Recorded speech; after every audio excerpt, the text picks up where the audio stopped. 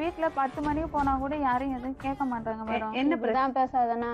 என்ன what is அதெல்லாம் சொல்லக்கூடாது, அதெல்லாம் சொல்லக்கூடாது. ஏன் சொல்றடி? அதெல்லாம் நீ சொல்லக்கூடாது. வா வா வா வா வா.